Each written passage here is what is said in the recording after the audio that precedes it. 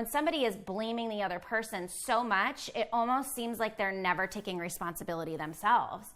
And they're going like this a lot, and instead of going like this.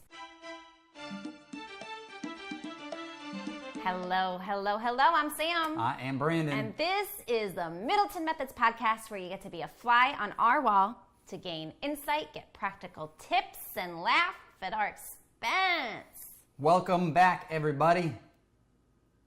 That's all I got to say. Let's jump right into our Middleton Madness. I just thought I would try to just be quiet for once and see what would happen. We'll let you lead the show today over here on the podcast. All right. It's going to be a lot of dead air, I think. This week's topic was actually your inspiration, so... Yeah, but are we going to talk about the Middleton Madness? Let's go for it. We didn't even really discuss what it was going to be, but I'm pretty sure it's... It's you forgetting my birthday. That's the madness. The madness is that we have two birthdays within 2 days of each other, mine and Brandon's. Mine was a couple days ago, and his is today, by the time you watch this, a few days ago.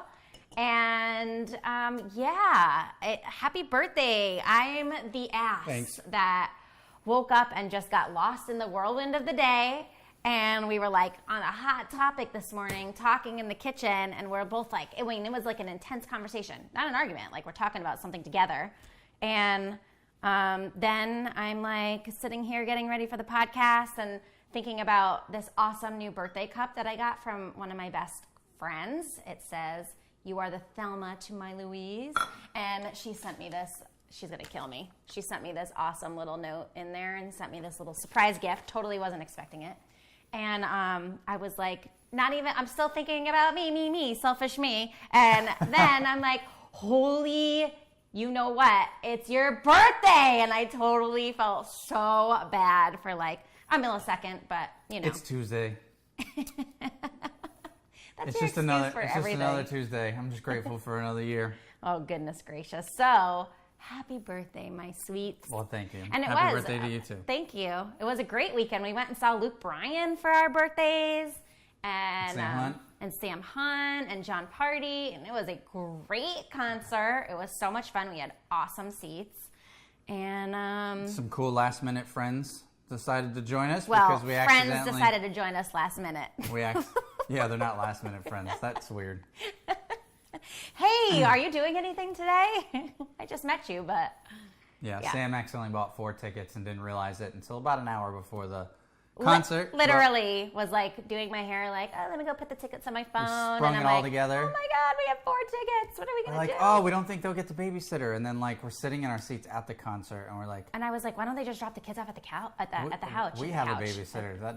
Why don't we just do that? Yeah. Anyway, that was our Middleton Madness. It was a great time. It was so much fun. Another year older. Another year closer to 40. Another tick up the motivation notch of, hey, you're not getting any younger. The clock is ticking.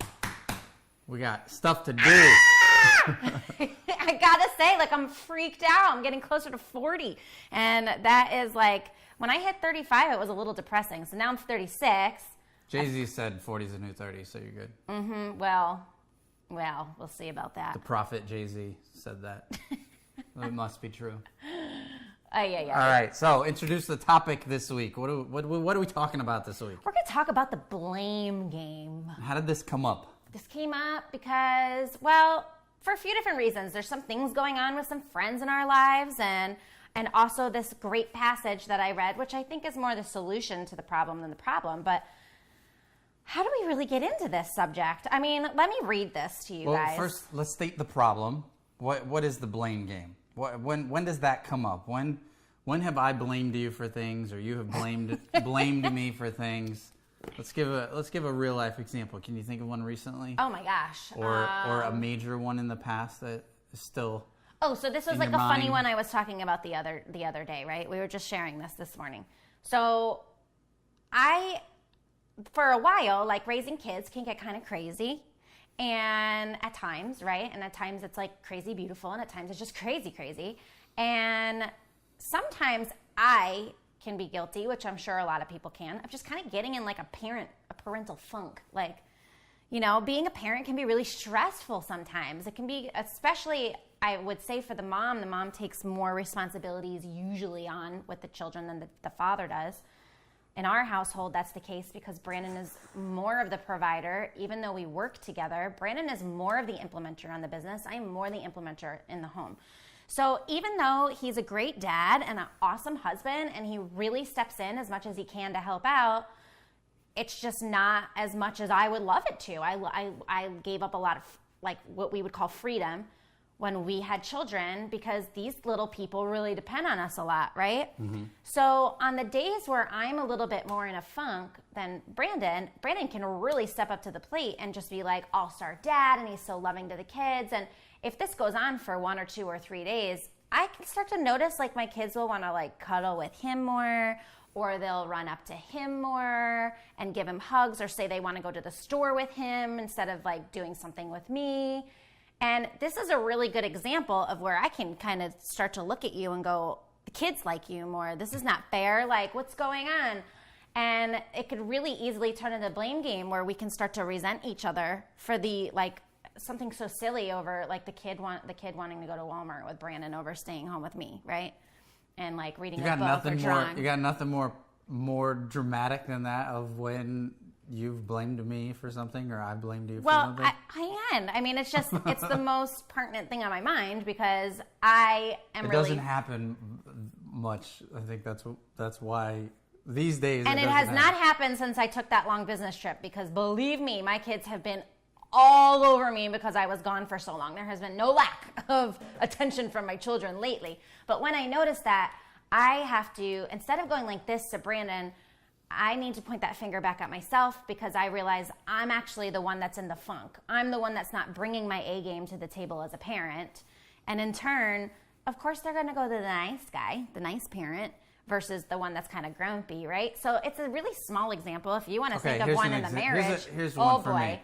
But so I have blamed now I'm nervous. You, what are you gonna say? I blamed you for like not cooking a lot, not making sure that we have healthy meals all the time. Breakfast, lunch, dinner, like the healthy groceries in the house and healthy dinner cooked at the end of the day. And life is busy, and I get that. And there's a lot of stress, and there's a lot of responsibility, and a lot to manage. But from the outside, it's easy to just go, no excuse, get it done. Right. So that has been a thing where it's like, well, why am I going to bother doing the dishes when you got Uber Eats? Like, yeah, there's some dishes now. And well, that's great. And then when the dishes are sitting there, I'm going, well, you don't do the freaking dishes when I cook. So I'm going to order Uber Eats and put everything on paper plates. And we're just going to keep gaining weight and being soft. And then it's your fault that I'm overweight. No, it's your fault. And you never blame me for that. I'm not. I mean, I'd say it out loud, but there are certain times where I've been like... Oh my gosh, do you really blame me for that? No. In my head, I'm like, man, it would just be easier if she would just get the groceries every Saturday and we'd have fresh produce. And if she just cooked at the end of every day, even though she's dog-ass tired because she's working and she's taking care of the house and the kids have needs at the end of the day, like macaroni and cheese and chicken nuggets and pizza. You know what, though? I'm super good at, and here's like a little tip for getting people out of their blame game funk. I'm super good at going...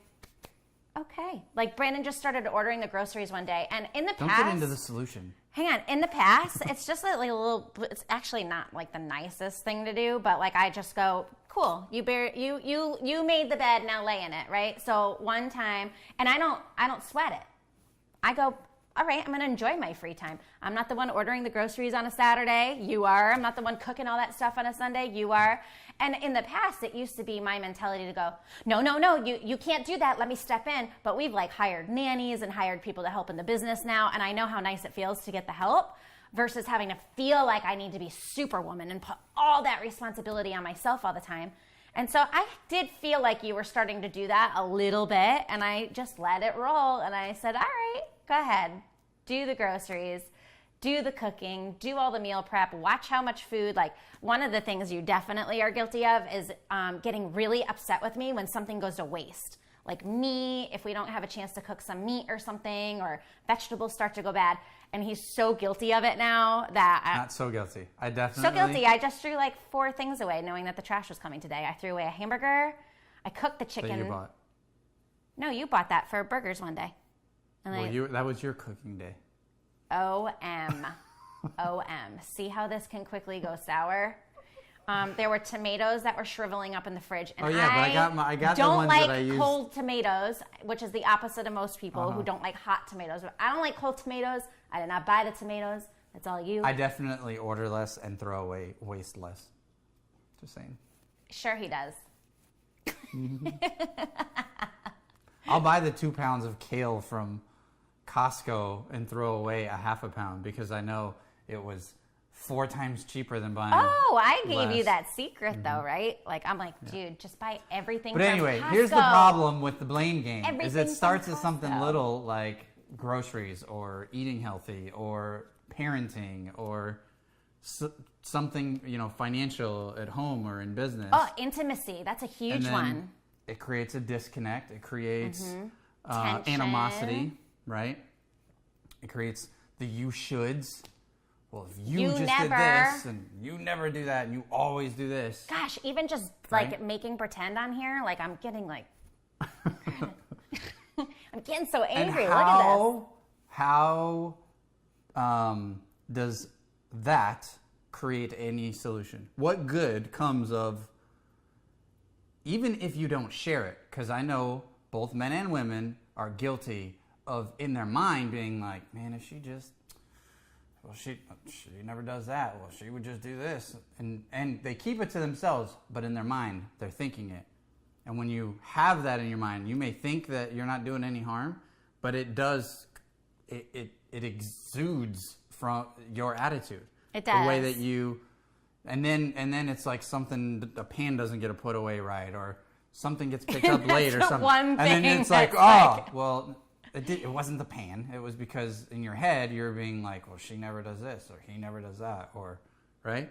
Yeah, and I would. So blaming is not always just what you're condemning them for. It's also like vocally, it can be just what story's playing in your head. It is a dangerous weapon, especially when you're never taking, which is going to start to turn the conversation more, when you're never taking any responsibility and always pushing the blame. And I say that because we're all guilty of it, right? Putting blame on the spouse or blame on a friend or blame on because you haven't talked to them in a month or whatever. It's their fault because X, Y, and Z. But every time you do that in your head, you're just creating this situation for it to erupt the next time, which I think was your point with the pan. Yeah. And one thing that Brandon and I have learned over the years is, and this is more not like, it's harder sometimes to check this in our own marriage or our own relationship, but it's really easy to see when other people in our lives are doing it, right? So it's easy to see on an outsider. So think about people in your lives that might be doing this right now that at least you can use as an example to check yourself in your brain. But when somebody is blaming the other person so much, it almost seems like they're never taking responsibility themselves. And they're going like this a lot and instead of going like this. And I think you had told me this morning, but it's something I was thinking of too. So if I take your point, I'm sorry. But when somebody is pointing the finger at somebody a lot, it's almost an example and shining a light on like their insecurities or places that they need to grow. And I'm talking right now, so maybe that you can come up with an example. Do you have an example of something like that, just like that has happened to us? Just all the time. All the time, like whenever you cast judgment. All the time we blame each other. No, I'm saying people, human beings, we do this, right? Yeah. We watch TV shows, right? Real Housewives of Atlanta or The Real World that I don't even think's on anymore. We watch TV shows or we people watch, right? At the gas station or in the grocery store and someone kid's acting out and you're like, oh, at least my kid's not like that, or I would never do this, or we do a lot of this judging or blaming or condemning in our own minds. And what that does, first of all, nothing positive comes of it unless you make something positive. So here's what we've learned is whenever you're casting judgment on someone else or whenever you're blaming him or her for not doing something, what you really should be doing is asking yourself, like, what about that don't I like? What about that can I learn from? Because the truth is, you're probably seeing something in them, or jealousy. Jealousy is another good one. you're jealous of somebody else, whether you want to admit it or not. You see someone on Instagram and you're like, oh, the show off or this, that, and the other. No, what's really going on 9 out of 10 times is you're seeing something that you would either like, or you're seeing a weakness that you have, but it's magnified in somebody else. You're seeing it actually happening. You're seeing that person be a certain way to their wife or to their kids or in business, and you're like, oh, I can't believe that. But the truth is, if you look deep down, you would probably see, oh, I don't like that because I do that sometimes. And I need to grow from this. I need to learn from this. Like, if there's something that makes like a little fire inside of you when you're judging somebody else, or when you're jealous of someone else, or you're condemning somebody else, there's probably something in there that should be looked at as a mirror, where you're like, what about this can I change? Yep. And that goes back to what Sam was saying. It comes down to that responsibility piece, like taking responsibility, like catching yourself and being able to be like, all right, well, if she's not going to change, or if they're not going to change, I'm going to make this change. Yeah, and the fine line becomes like in a relationship, especially between marriage, like over time and over years, it can be so easy to just blame the other person a lot. It becomes like an easy thing to do, right? We have to check ourselves all the time. We've been together for 17 years.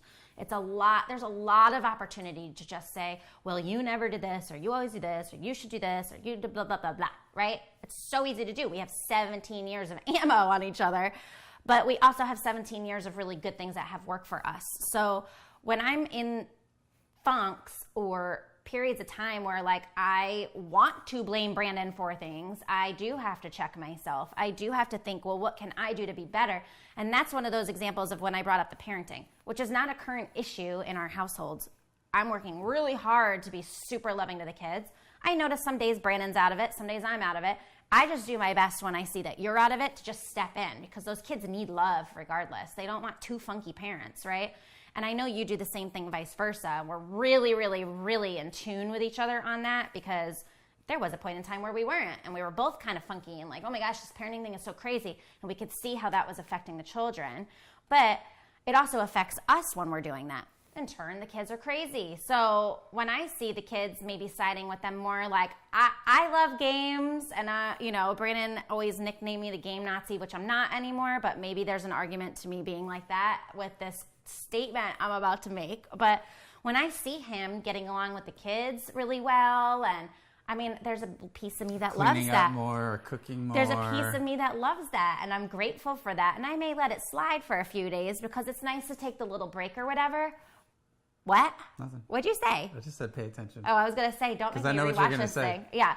But then there's like this little fire that starts to grow inside me. Competitive nature. And the competitiveness comes out, and I go, oh no, boy, you are not going to keep cooking. You keep missing things on the grocery order. Just let me order the groceries already. And the kids, like, I know they love you, and I'm happy they love you, but they love their mama, and I'm going to show you how much they love their mama. And I get like a little competitive about it. Not in like a negative way, but just like, you know what? I always used to say I didn't like one-uppers, but I noticed that we are constantly just naturally trying to do that in our house, but in like a good, fun, positive way, you know? You hear us say it all the time, and this is where the blame game can be really simplified. Whenever you're on a team playing a sport, if you lose, the whole team loses, right? You don't take the quarterback, or I don't know any sports, so you don't take one of the MVP or whatever and say like, oh, they didn't do this, that's why we lost the game, it's all their fault. No, you all own it whether you lose, or you all own it whether you win. And we always talk about this concept that we've had from the beginning of ride or die, or our like safe word is like, we're on the same team. Why are we arguing about this, or why are we frustrated about this?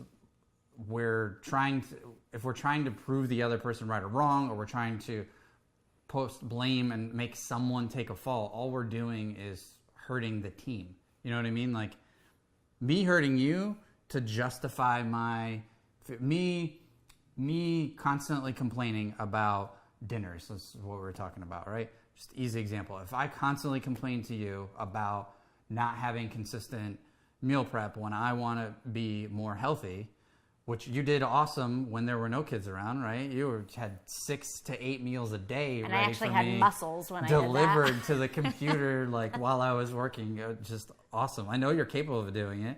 Yeah. But if I just constantly were like, yeah, I know you want to lose weight, or I know we want to be more healthy, but you're not doing this and you're not doing that. And I may have said it once or twice, but to continue to harp on it, as opposed to just being like, screw it, I'm just going to order my boring food because I only know how to cook so many things. And I'm going to get sick of that quickly. What I'm going to do, and I'm going to take the couple of hours, and I'm just going to make it happen. I'm getting what I want, and maybe she'll have a shake every now and then, and maybe she'll eat what I cook for dinner more often than not because it's convenient. And the team is winning, right? But then, like she said, she gets a little competitive nature, like, no, I want to be the MVP. You're not the MVP.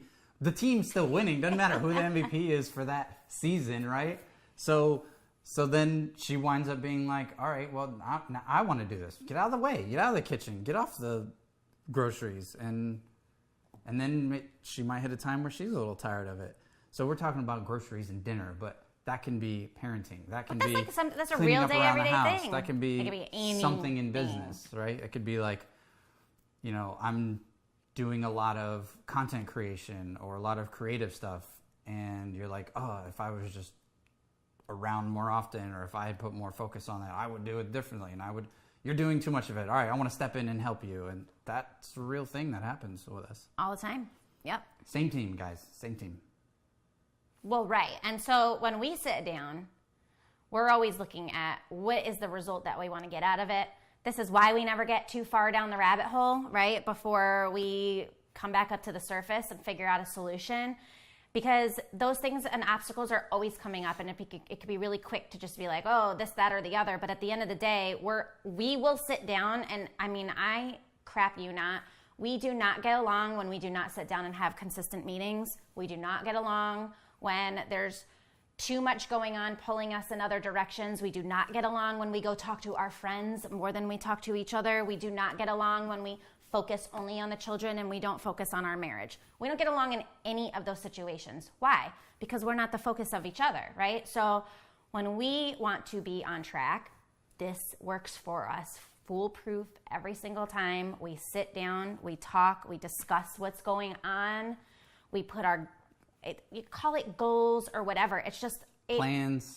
They are what we want socially, what we want in our family, what we want in our finances, what we want our bodies to look like. We just recently did this all over again because I told Brandon, I'm not eating right. I eat right sometimes. I don't eat right sometimes. I'm working out here, but then I'm not working out there. I'm putting more into the business than I'm putting into my body. Like, this isn't really working for me. Help me fix this, because I don't want to blame that you're cooking something that I don't want to eat, or we're eating Uber too much because we're too busy, or whatever the case may be.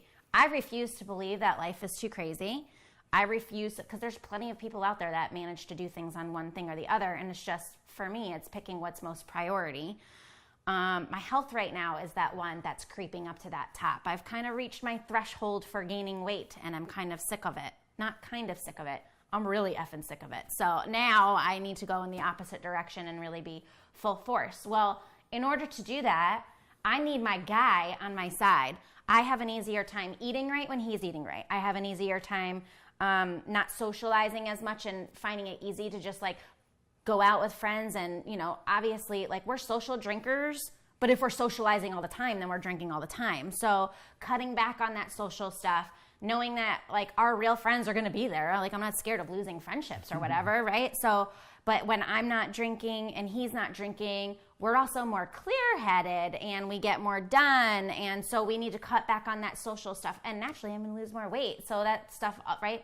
I need to get in the gym more. We've literally scheduled out when he's going to get in the gym, when I'm going to get in the gym, what we're going to be like, what our days are going to start looking like moving forward, because we've gotten out of whack a little bit on our schedules. We have had a season of busy in the business, and we need to take that back before we're too far down in that direction, right? So just like when you're realizing that things are off track, you got to get back on. And the first place to do that for us is always with each other. And not sitting down and like, okay, you need to do this. This isn't working. You need to do that. right? Right. Does that make sense? Because that can be the first place that it starts up. It's like, okay, I want this. And then it's like, okay, well, how are you going to do this? And how are you going to do that? Or, well, that's not going to work because you don't do this or you don't do that, right? That's where that blame comes in. And so I want to read at least one sentence of this before I read the whole thing. I'm going to ask the question. We can multiply one another's joys and divide one another's sorrows. Although our differences can frequently be the source of misunderstanding and conflict between us, they have been created by God and can be ongoing blessings if we respect them.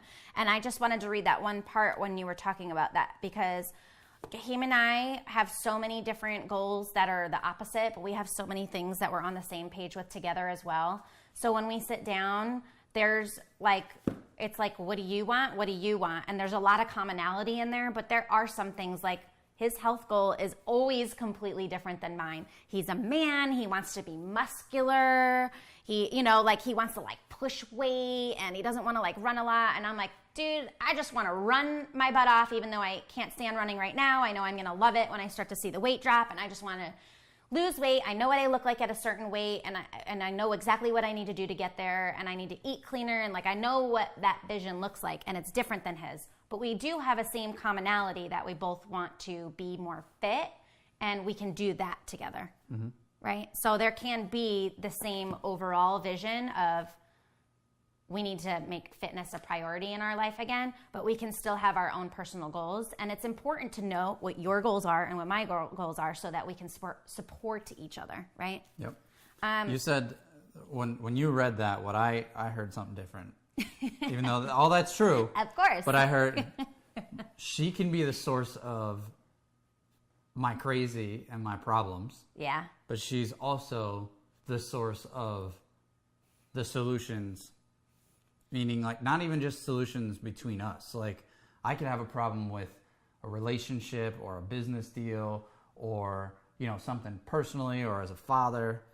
And she's also the one that can help make that 100% pain or that 100% problem instantly half as much. Because she's a source of the solution. She knows me better than anyone else. She can speak to me better than anyone else. I know you better than you know yourself. She knows what sometimes resources are available mentally, emotionally, physically, financially, time-wise. Time is an easy one. I'll be like, I don't know how I'm going to get all this stuff done. And we'll sit down and she'll be like, all right, well, let's make time for you here. We can go ahead and move this around. We don't have to do this right now. And I've gotten into the habit of just being like, whenever I feel like I'm overwhelmed, I'm like, babe, I need a session. I need a session. That's exactly how he says it. I need a session. So that's... Dr. Sam is in. So I just had to stress that because it's so easy to think that in a marriage that it's 50-50. And we know that it's really 100-100. You're not always going to be 100. Sometimes I'm going to have to be 120 and you're 80 and vice versa. But the goal is to always give 100% on each side, regardless of what the other is doing. Yep. And I am a total advocate on social media and stuff. I think it's funny every once in a while when we throw the kids up screaming and stuff because it's natural. It happens in our house. But I have no problem when people put the best version of themselves online. I think it's important for people to focus on their strengths and what they feel is really going on great in their life. And I actually really do respect that online. I know that things behind closed doors can be crazy or totally different. In our house, things are not that crazy. I feel like we have normal things that a lot of people are going through with parenting and, juggling parenting and marriage and work and all that stuff, right? Friendships and just life and bills and all that stuff. There's nothing any different, I don't think, in our household. But what I do know a strength of ours is we have an incredible amount of respect for each other and love in our home. And so things are probably generally more even Steven in this house than they could be in other households where things may be a little bit more hectic because they're not on the same team. But we are not unicorns. We're not any more special or have any less problems than the next person. I just really feel like the way people handle things is at the core is whether you're going to be more like that person that you're portraying on social media or not. And I do my damnedest to put online like a version of myself that I aspire to be and want to live daily. And the things that I say, I truly do want for other people too. So, I mean, I don't know. I just love social media as an outlet. I don't see it as a negative thing when somebody feels good about their body and they post online. Somebody feels good about their faith that they post online. Somebody feels good about no idea where you're going with their this. kids. I'm saying to like focus on the right stuff instead of focusing on the blame game. So That's an attitude. Let me read, an attitude of gratitude, I think you like to say, which is so corny sounding. That's me. I know, guys, I have showed you this book maybe 300 times, but that's because I'm on day 316, and I've literally been going through this for a year with my friends still. The Love Dare Day by Day, a year of devotions for couples. This is not the Love Dare book. This is the Love Dare Day by Day book. And I'm on day 316, and this is what sparked today's podcast. So I just wanted to share this with you before we wrap up today. Day 316, love completes each other. God creates marriage by taking a man and a woman and uniting them as one. This completing aspect of love was revealed to mankind from the beginning. God originated the human race with a male and a female, two similar but complementary designs meant to function in harmony. That's big, in harmony. Our bodies are made for each other. We say that all the time when we hug each other. We'll be like, oh, our bodies were so perfectly fit together. I'm just not going to say a word. Okay. It'll be dirty.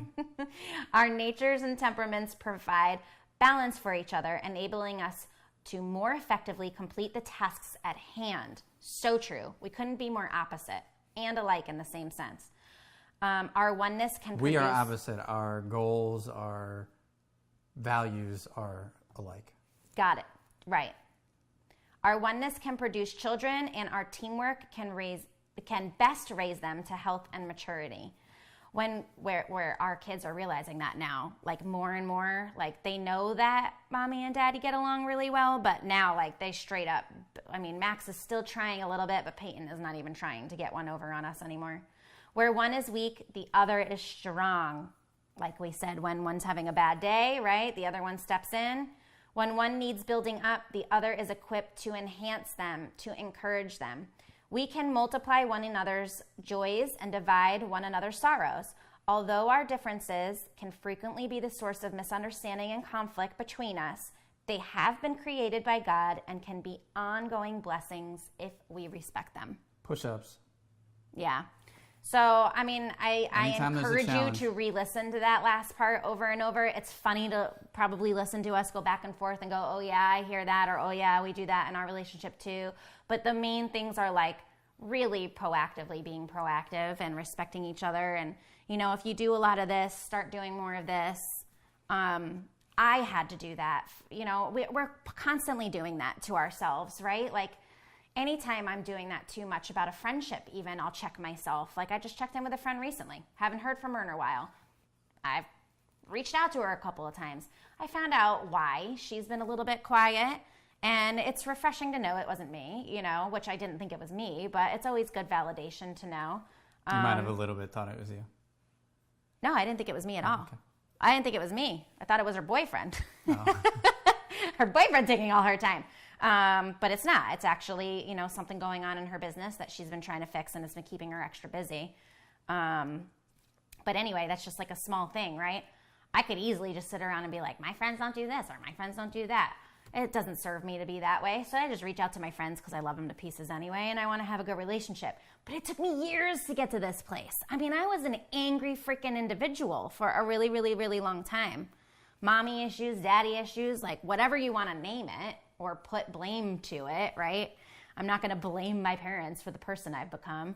I'll celebrate it because I had to go through a lot of freaking growing pains for myself. I had to take a lot of personal responsibility for being that angry person that I was and turning into something like, you know, more beautiful. I see women that are around that are beautiful people to be around, and I can be upfront about things, but I feel like I'm a good person to be around. You know, I'm honest and I'm a good friend, but I've had to work to grow to get to that point. It did not just come naturally. I was pretty selfish back in the day. But anyway, this week's dare I wanted to share, because that's the dare in the book, is this. Your spouse is integral to your future success. Let them know that you desire to include them in your upcoming decisions and that you need their perspective and counsel. If you have ignored their input in the past, ask forgiveness. Hey, babe, I need a session. Okay. That's what we do. That's what. No, I mean that's not a dare for us. That's what we've been doing forever. But yes. Yeah, but Don't I be, mean, why? And guys, especially, you can't be too proud. You can't have that ego machismo crap with your wife. Your wife sees right through you, and if you don't think so, if you think because you got the money, or because you're the bigger breadwinner, or because you're bigger, stronger, whatever, that she doesn't know every one of your little cracks, you are sorely mistaken, right? I think it takes a very strong man to handle a strong woman. And so if you are the one who's like, I'm the alpha and the omega and my wife is just my cute little housewife, you are in for, there's probably a whole war going on in that woman's world. So don't be afraid to. That's like go check yourself, buddy, because you're not that good. Yeah, and you ain't that smooth. And when you think that way, you're really not thinking about your wife's strengths or where she just is totally a rock star. But it requires and beautiful. patience, right? It requires you to be like, well, if I can just go and fix this, or if I can just go, if I could just have another, I don't know, business person to help take care of this. Like, you don't have the business people in your home unless you work with your spouse. So that's been obviously a huge selling point for us to work together. It's because we're in business and in the business of marriage and life together.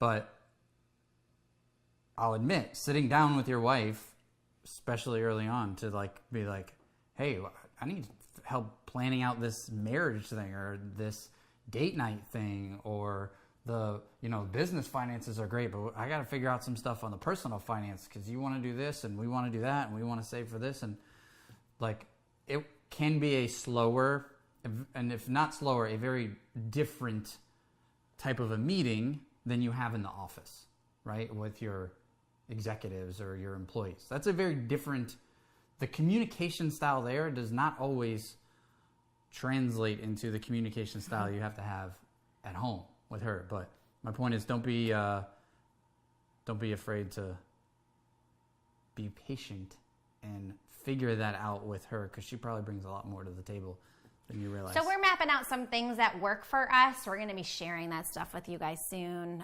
We have a lot of exciting things coming up, just because there's things that legitimately work for us, and it's hard to just hop on a podcast every week and share these things with you guys without having something tangible to give you. So we want to start putting this stuff together so that you guys have a map that you can use when you're sitting down to talk together that legitimately works for us every time we sit down. So we'll be bringing those things to you guys soon. Just understand and be patient, unless you just start knocking on our, PM or DMs and being like, hey, we really need this stuff now. Hurry up. I mean, the more people that push us to do it, I tell you, the faster I'll get it done. So if you need that, like now, reach out to me and let me know. It definitely motivates me. Like a worksheet or a handout or something? Just all the stuff. I got the book, and then I'll put the book down because I got to go do something else. And that's one of those things we talked about recently. The book is coming soon. Oh my gosh, we've only been saying it for a year. Last chapter. Yes, we're almost there on the book. There'll be lots of things to. We put a hard deadline on it, and I think I just need that assurance that vacation that I want to book is going to happen when I finish the book, and I'll get it done. Yeah. So anyway, guys, I want you to take some time after this podcast to really think about where in your marriage, where in your parenting, where in business, where in your personal relationships, where are you frustrated or judging or having some conflict? Where is there conflict in those areas? I will say it to the day I die. I love my kids for the lessons that they are teaching me. They are the most selfish, most needy little human beings that I love so much. So it forces me one, see the own selfishness that I have had for years before they came into the picture, right? It's showing me, man, they need so much love. Well, shoot, I need love. Sam probably needs some more love. I didn't think I had any more to give. Now I gotta figure this out because they need it, right? Like, yeah, like that is huge. I've grown so much in just the last couple of years, let alone like when they were little bitty babies. It's just all about patience right then. But where in your life is that judgment or blaming or like, well, if they would just do this, all the problems will be fixed? No, what are you going to do? Not forget what they're going to do. You can't make them do anything. What are you going to do to take a step in that direction and start making that change? Because just like Sam gave it with the example of meal prep and cooking and grocery shopping, I wasn't seeing the consistency that I wanted in a season of health that I wanted. So I just did it. But she doesn't like it anymore. And it's been like 6 It actually hasn't been that super consistent 6, 8 anyway. weeks. So